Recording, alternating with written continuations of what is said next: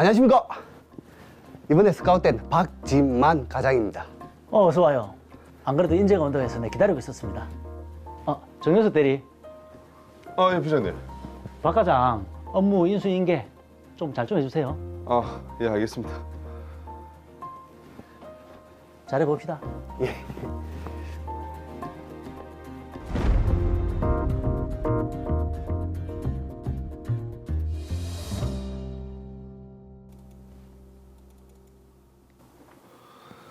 저희는 매달 5일에 자재 구매 견적을 뽑는데요. 예. 이 보시면 이 사내망에 자재 목록표 작성하시고 그 결제 받으시면 됩니다. 정 대리님 업무 스타일 깔끔하시네요. 하하, 예. 그 부장님은 어떤 분이세요? 이런 스타일이 잘 맞아야 될 텐데. 아, 뭐 차차 알게 되겠죠. 저는 뭐 일이 있어가 먼저 일어날게요.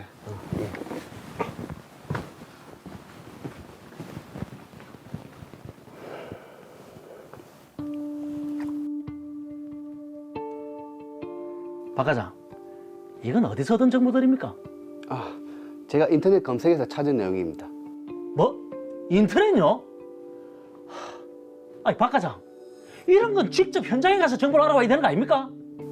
아니 그 부장님, 요즘은 인터넷에도 탁상 공론만 하시겠다. 아니, 경력직이라더만은 그동안 이런 식으로 일해왔습니까? 아이고, 참. 나는 결제 못합니다. 어이구. 죄송합니다 부장님. 다시 해오겠습니다. 아이고, 참. 아이고.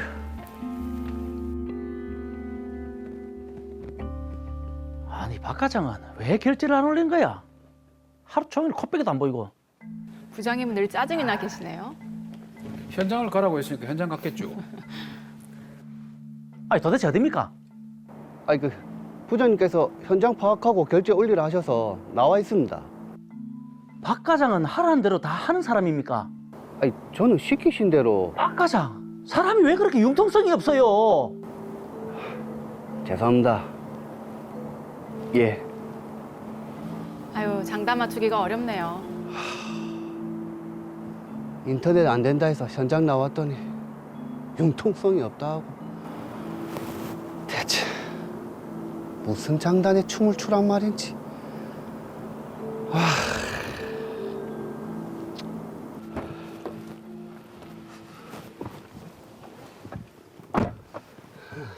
박 과장, 옷이 이게 뭡니까?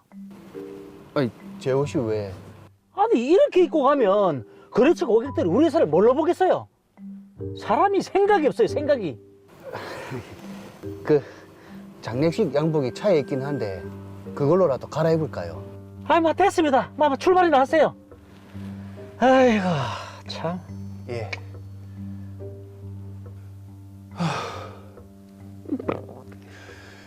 부장은 대체 나보고 대체 어떡하라는 거고.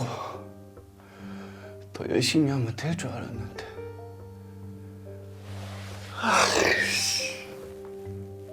김 과장, 이거밖에 못해요? 야, 이 자식아, 너 이따구로 일할 거야? 서류에 왜 줄이 하나도 안 맞습니까? 기분도 모르고 말이야. 와, 진짜 사람이 왜 이렇게 생각이 없을까? 아니, 앞에 정영석 대리는 이렇게까지는 안 했단 말이야.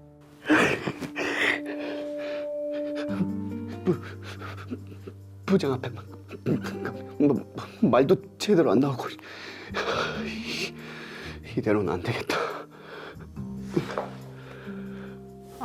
스트레스가 크시겠어요, 정말. 좀 안쓰럽습니다.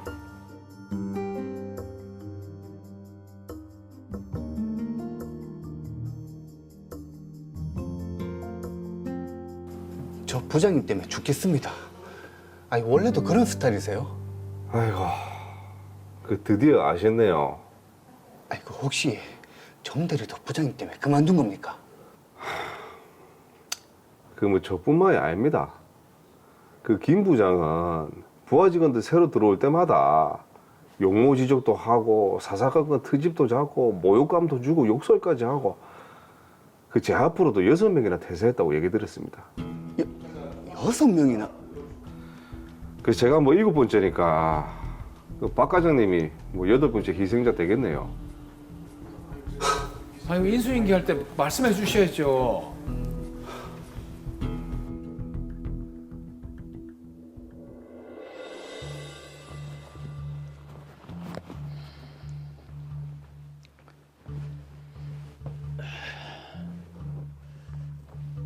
부장님, 아, 왜요? 일도 제대로 못하면서 지금 이럴 시간이 있습니까? 부장님은 왜 맨날 이렇게 저를 괴롭히십니까? 뭐 괴롭혀요? 헐, 박 과장 이거 큰일 날 사람이네. 아, 회사에서는 업무로 평가받는 게 당연한 거죠. 아니, 내가 일도 못하는 사람한테 말 좀 세게 한 게 뭐요? 부장님, 됐고, 내 바쁘니까 그만 나가보세요. 나가보시라고.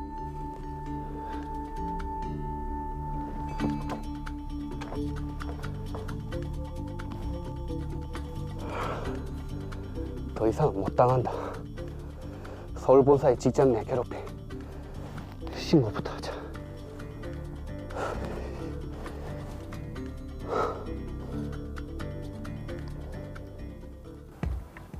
김 부장님은 늘 욕설과 폭언을 일삼았습니다. 저뿐만 아니라 다른 사람들한테도요. 그래요?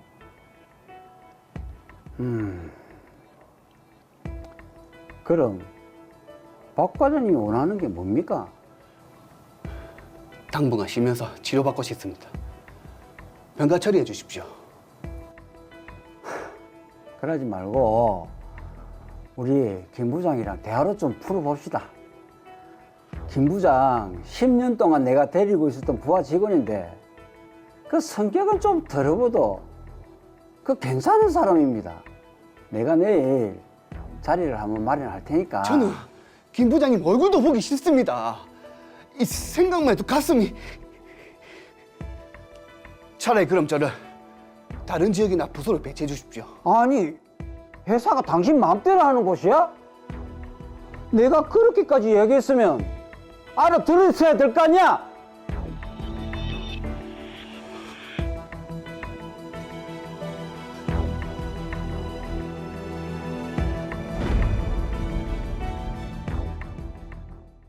네, 직장 생활에 좀 애환이 담겨 있는 아마 많은 분들이 또 공감하실 만한 그런 사연이 아닌가 싶은데 김명락 변호사님 어떻게 보셨습니까? 네, 사실 저도요, 개인적으로 직장 생활 한 7년 정도 이렇게 하다가 네. 뒤늦게 변호사가 되어서 이 사연에 좀 공감되는 부분이 적지 않네요. 혹시 직장 내 괴롭힘 때문에 변호사가 되신 겁니까? 그렇진 않습니다. 그 당시엔 이런 조항도 없었어요. 사실 이제 과거 경험을 돌이켜 보면 저도 이 동료들이 주변에서 이 비슷한 경우를 겪는 것을 좀 경험한 적이 있습니다. 네. 그럴 때마다 원래 뭐 직장 생활하는 것이 다 그렇지 하면서 가볍게 넘어가곤 했었는데 네. 하지만 그때와 지금은 사회도 많이 바뀌었고 법률도 또 많이 바뀌었습니다. 제가 현재 이 손해배상을 전문으로 하다 보니까 직장 생활에 관계된 손해배상, 그 중에서도 특히 이 직장 내 괴롭힘에 관한 상담 문의가 많는데요. 오늘은 그 이야기를 좀 자세히 해보도록 하겠습니다. 오, 자, 그러면 우선에 지금 법률이 많이 바뀌었다고 하셨잖아요. 어떤 부분이 바뀌었습니까? 네, 2019년 1월 15일에 이 근로기준법 제76조의 이 직장 내 괴롭힘 금지 조항이 신설돼서 그 법률이 시행되었습니다. 네. 그러니까 이 법에서 명문으로 이 약 5년 전부터 직장 내 괴롭힘을 금지하기 시작한 거죠. 드라마 사례는 이 근로기준법에서 금지하는 직장 내 괴롭힘에 해당한 것으로 보입니다. 자, 일단 드라마는 회당을 한다고 했는데 사실 이 근로기준법상의 직장 내 괴롭힘 정의가 어떻게 되어 있습니까?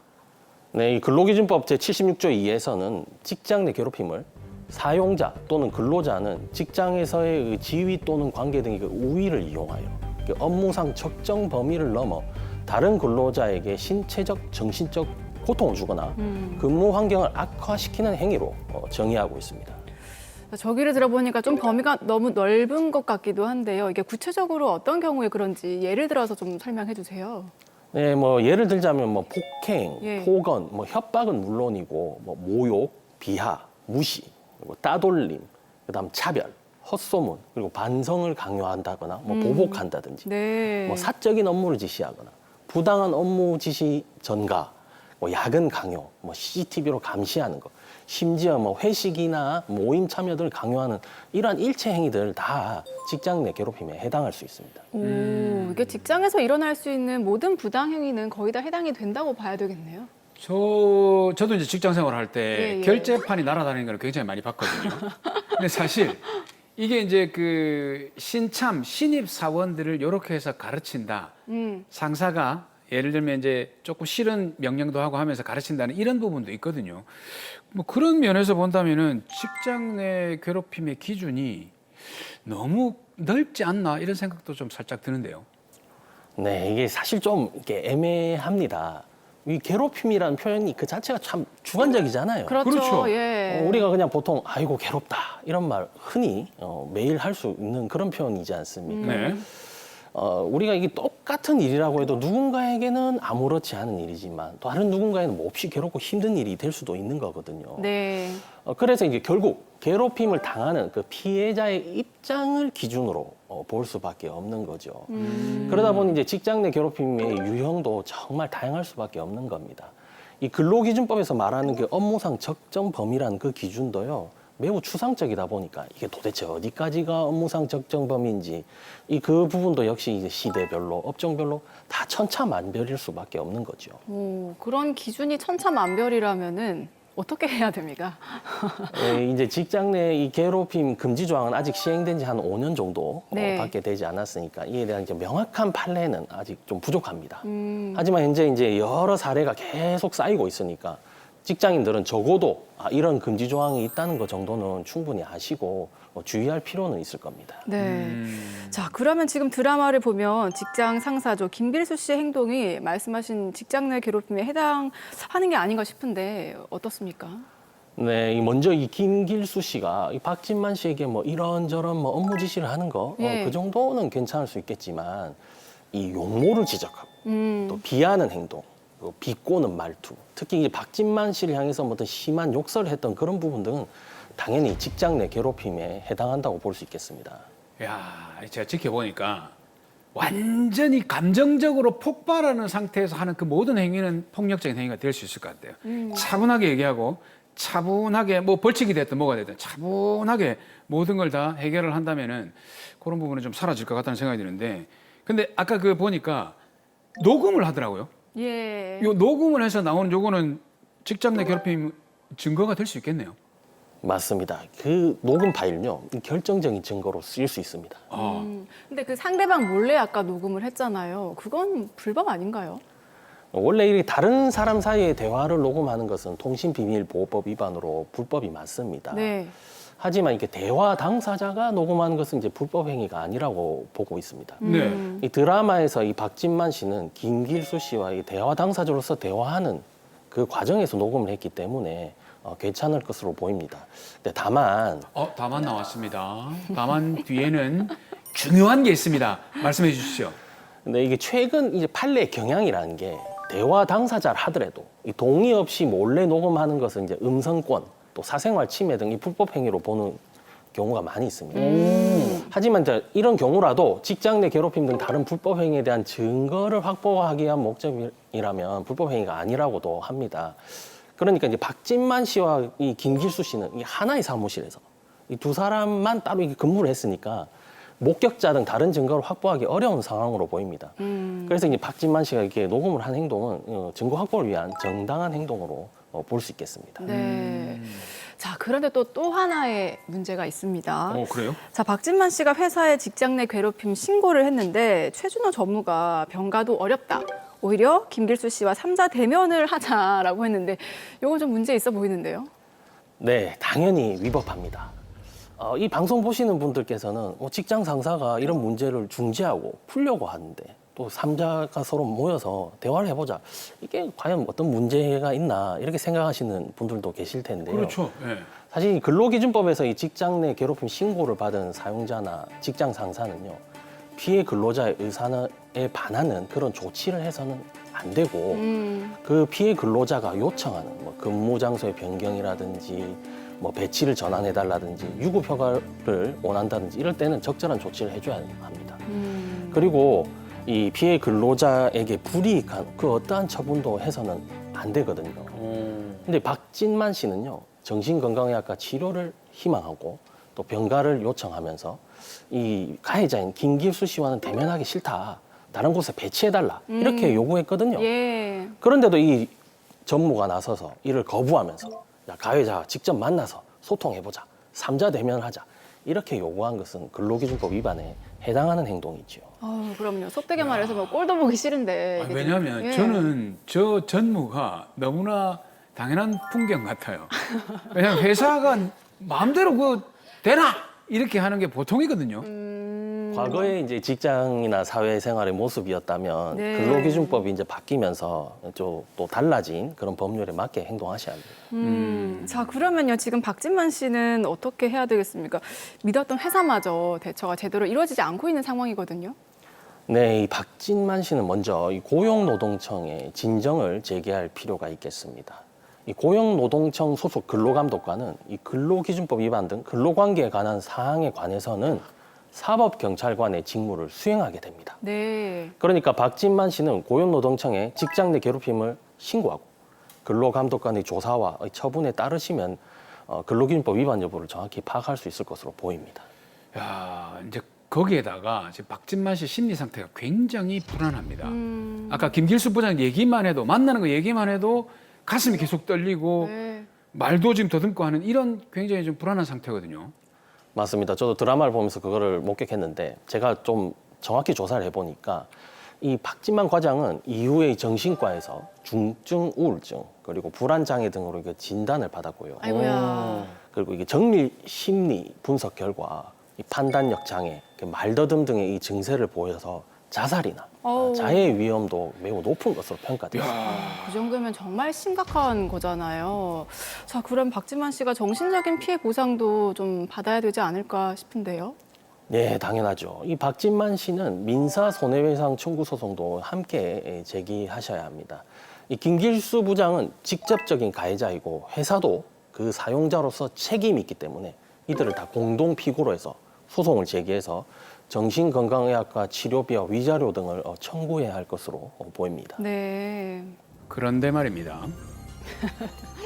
회사 입장에서는 개인 간에 있는 직장 내 괴롭힘을 속속들이 알 수가 없는 상황입니다. 계속 이렇게 해야 될까요? 듣기 거북하네요. 이렇게 정말 알 수 없는 그 개인의 문제를 회사가 책임을 진다, 손해배상을 해야 된다, 당사자가 된다. 이거 뭔가 좀 억울할 수 있을 것 같은데요. 네, 그렇죠. 이게 물론 이제 모든 직장 내 괴롭힘 문제에 있어서 회사가 반드시 그 책임을 다 지는 것은 아닙니다. 사용자 책임에는 이 피용자의 선임 및 그 사무감독에 상당한 주의를 할 때 또는 상당한 주의를 해도 손해가 있을 경우에는 책임을 면하도록 그 민법에 규정이 있습니다. 네. 예를 들어보자면요. 회사가 직장 내 괴롭힘에 대해서 적극적인 예방 교육, 면담 조사를 충실히 했다거나 또 사건을 인지한 후에 제대로 가해자에 대해서 징계하고 피해자에 대해서 보호 등 이 적절한 조치를 취했다면 상당한 주의를 기울인 것으로 보아 면책될 수 있겠죠. 그런데 이 드라마 사례 경우에는 회사 측을 대표해서 해결에 나섰다는 이 전무가 피해자 박진만 씨의 그 요청을 사실상 거부하고 심지어 이 가해자 김길수 씨와 면담을 사실상 종용했거든요. 이런 점에 비춰보면 회사가 면책되기는 어려울 것으로 보입니다. 네. 자, 직장 내 괴롭힘 사건 저희가 다뤄봤는데 정리해 보겠습니다. 마지막으로 박진만 씨를 위한 솔루션 부탁드립니다. 네, 박진만 씨 우선 이제 고용노동청에 진정을 제기하시고 민사적으로는 손해배상 청구 소송을 제기하시길 바랍니다. 그리고 꼭 이런 문제를 겪었다고 해서 이전의 전임자들처럼 회사를 반드시 퇴사할 필요는 없습니다. 오히려 그 퇴사는 현실 회피에 불과해 보입니다. 네. 재직 중에 이 반드시 회사에 대해 정신적 피해가 회복될 때까지 병가나 유급휴가, 근무지 변경 등 원하는 조치를 분명히 밝히시길 바랍니다. 그 밖에 이 박진만 씨가 이 복직을 희망한다면 회사도 함부로 해고할 수는 없거든요. 물론 이런 상황에서 회사를 정상적으로 다니는 게 힘들 수도 있겠지만 이미 앞서 7명의 전임자가 똑같은 이유로 그만두었다고 하니까 그만둘 땐 그만두더라도 이 김길수 씨의 잘못된 행동은 분명히 짚고 넘어가야 또 다른 피해자가 생기는 것을 막을 수 있지 않을까 생각합니다. 네. 현명한 법적 대응을 위해서 법률 전문가와 상의하실 것을 권유드리겠습니다.